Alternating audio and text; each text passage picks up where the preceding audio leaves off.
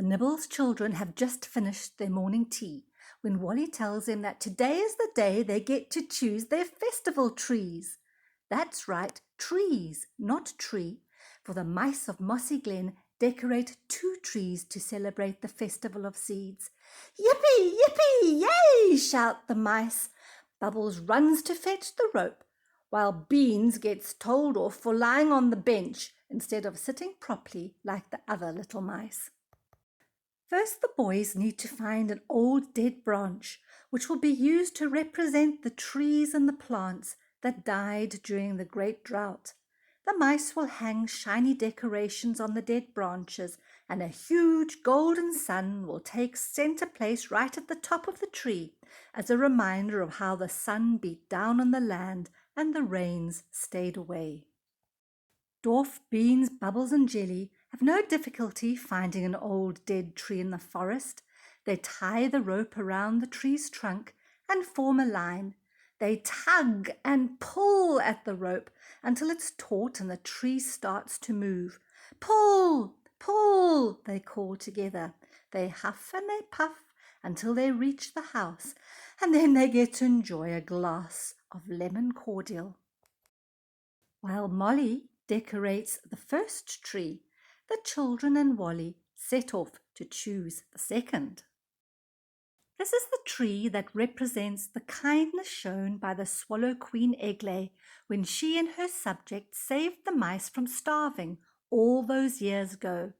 It's the tree that will be placed by the front door and hung with cookies and candy sticks and Molly's special cherry fruit sweets. A tiny wooden replica of Queen Eglay the Swallow Queen will be placed right at the top of the tree. When friends and family come to visit the Nibbles family on festival day, they'll each get to choose something delicious to eat off the tree's branches. The children and Wally set off to the tree nursery above the vegetable garden. They search for the perfect tree. No, this one's too dumpy, says Squeak. And this one's leaves are too big, says Beans. What about this one, asks Wally. It's a lemon tree, says Buttercup. We can't have a lemon tree. Why not, asks Wally. It's a perfectly nice little tree.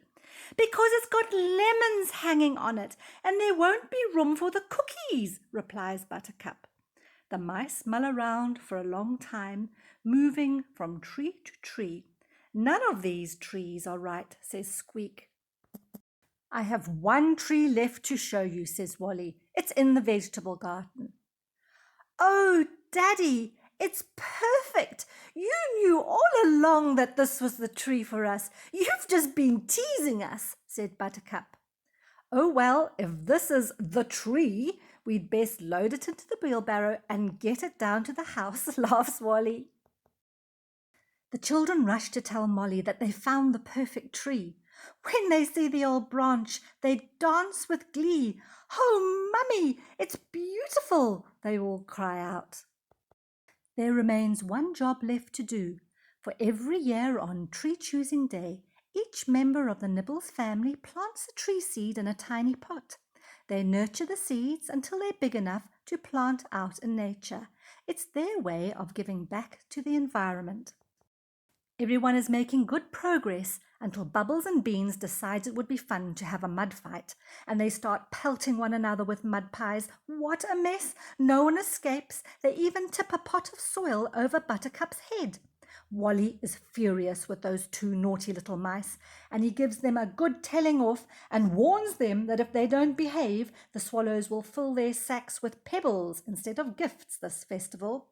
He then tells Bubbles to tidy everything up and hands Beans a broom to sweep up the floor.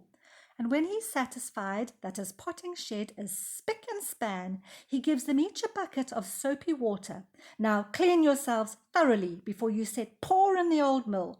Your mommy has been cleaning all day, and the last thing she wants is mud throughout the house. Oh, those 2 naughty mice, they really are a handful. Join us next week as we continue to count down the sleeps to Festival Eve. Wally's Eco Buddies, if you would like to earn another ladybird for your chart, you can plant a tree seed in a pot and look after it until it's big enough to plant out.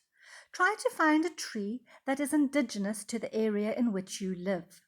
You can use a recycled yogurt or ice cream container to grow your plant in.